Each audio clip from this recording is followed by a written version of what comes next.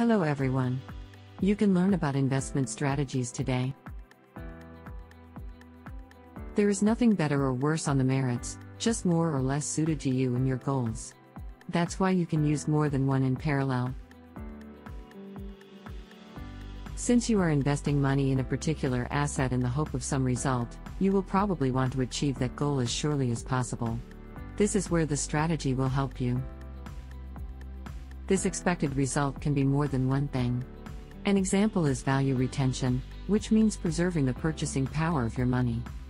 Or you could want just to increase your capital to have more purchasing power at the end of the period than before. While you manage your own money the way you want it, there's one thing to keep in mind. In order to achieve results, you must commit to one direction at a time within a reasonable period of time. If you manage your investment irregularly, the result will be ruined. Now that we've clarified the basics, let's take a look at some of the most commonly used strategies among which you can find the right one for you. The first in line is the active investment strategy. This is one of the best known and most commonly used methods. The basis for this is that after proper market analysis, you decide for yourself whether you see growth potential in that asset and if so, how much. You will then decide accordingly whether to invest in this direction. The same is true when you want to sell a device you have already purchased. Also, after proper analysis, you can tell if there's still enough momentum in it to bring more than any other direction. The question may arise in you as to how you can actively manage your own investment. The first and most obvious way is to make your own decisions. This is, of course, much easier said than done. After all, if you don't have the experience you need, you're almost guaranteed not to get the results you want. The second option here is to choose an actively managed investment fund. It's been much better. After all, here are those who handle the money are the experts of the profession. Thus they are more likely to have a much better understanding of the field than an average person will ever. Here you only need to choose the right mutual fund for you. Which one is right depends on the time frame you have and your willingness to take risks. If you want to make your own choices, be sure to check out what investment policy they have and where they invest. The third way to apply an active investment strategy is to seek the help of a private banker. I left this as the last point because it takes the most money on your part. You can open a securities account at any financial institution, obviously neither will send you away.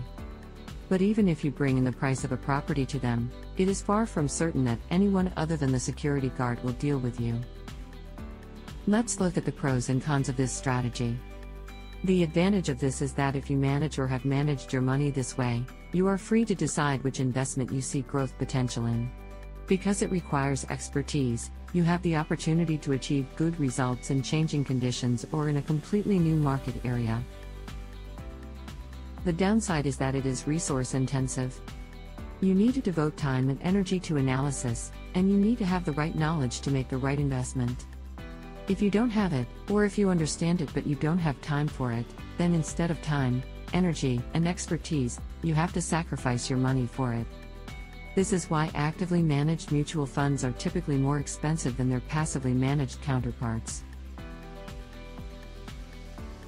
Now that we have looked at the active strategy, let's look at the other endpoint of the scale. You've probably figured out that now comes the passive investment strategy. This method follows a pre-recorded pattern, typically holding some ratio or most of the time copying some index. This is how index tracking investment funds work. In the investment treated in this way, the different investment instruments appear with the same weight as the copied sample. If their weighting changes in the original sample, the investment is automatically adjusted as well. If you sympathize with a passive investment strategy yourself, the easiest thing to do is to choose the right index tracking fund for you. With this you are guaranteed to manage your money in a passive way. You may have noticed that the investment fund was second in the active strategy. Not the forgetfulness was the reason I mentioned the ETF in the first place. You can passively manage your money yourself if you buy the same assets that make up your preferred ETF. Another issue is that it is no coincidence that these funds are very popular. If you started it yourself, it would be slow and expensive. So you would not get nearly the same result? But you could say that you managed your money passively yourself. If you want to simplify this, you can do it by keeping a certain ratio on your investment. Let's take the simplest example of choosing a bond and a stock for yourself. And you decide to keep 50 to 50% of your money in these. This is obviously a very polarized example, so before you decide like this, think it over again. Returning to the example, there are a total of 2 possible scenarios. Since the ratio of the 2 assets to each other is important here, one scenario is that the price of one of the assets rises. Both can rise, but here you will work with the one that performed better. Then you sell it, realizing your profits. Of course, you only sell to the extent that when you shop for the extra money from the other asset, you will keep the 50 to 50 ratio. In scenario B, the exchange rate will fall. Then you sell from the one with the higher exchange rate and buy from the one with the lower exchange rate. The lowered price means the purchase price, so you get the same but cheaper. The advantage of scenario B is that a lower asset will give you a higher return after it rises. Let's also look at the pros and cons. The advantage of a passive investment strategy is that it can easily copy market performance. A properly configured algorithm can work even without human help, so there is no need to pay for analysts or spend hours analyzing.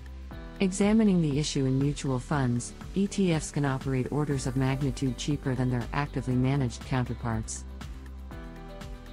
Obviously, if it has advantage, well, also has disadvantage. The downside is that it is inflexible, as far as money management is concerned. An already overvalued security will be given more weight in a given index simply because of its price and its still existing trading weight. If you trade according to a fixed logic, you or your ETF will buy even if the investment managers in the actively managed funds would prefer to sell. Next in line is a strategy that requires a decision on your part, but doesn't take up as much time as an active strategy. And this is else than a momentum trading strategy. You choose from potential investment opportunities based on their recent performance. This means that you can follow the significant increases of recent times. Let's look at the pros and cons of this method. The advantage is that it is not necessary to analyze different economic and geographical areas and companies individually. This saves a significant amount of time and energy. The downside is that since you haven't analyzed the companies, you don't know exactly what's behind the rise. Because of this, you will not know how long the ascent can last and when it is advisable to get off.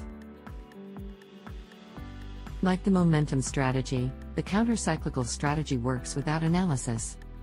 With the difference you're going to work the other way here. This is because it trades against a wide range of investors. It buys when everyone sells and it sells when everyone buys. It is important to emphasize the broad investor base. Where many people have sold, it is likely that many people will buy later. This way, it will not be a problem to find buyers or sellers. The advantage of this method is that when the masses decide to sell, it has a strong price-reducing effect. This allows you to buy at a significant discount. Conversely, when a particular investment vehicle is sought after by many, it has a price-boosting effect. By writing this, you can buy it cheaper and sell it more expensive than the normal market price, all without serious analysis. The downside is that by applying this you will not analyze the processes, you are just watching. So you will be left out from the very beginning, you will step in once the process has started. In the case of purchases, it is not known how long your money will be stuck in each position, so when there will be a demand for the given asset again. Of the investment strategies, the buy and hold one is perhaps the most convenient. A given investment vehicle held for a long time, even for many years. During this time you do not have an exchange rate gain, because it is only due later, at the time of the sale, but as an investor you can also enjoy the returns of the given investment instrument, for example rent, dividends, interest, anything which can be interpreted. The advantage of this is that if you don't trade, you won't have any trading costs either. This may not sound like much, or it may sound profane, but you can also see this as a kind of return. The other advantage is that by choosing the right device and keeping it for a long time, you will get into a relatively low point, so a significant exchange rate gain is almost guaranteed, and even the search for new boarding points will not take your energy. The downside, however, is that you have to plan for the long term. Here you have to foresee for years and have enough discipline so that you don't have to get out of coercion halfway or just be seduced by the first boom. The other downside is not to buy an investment vehicle that only generates a loss.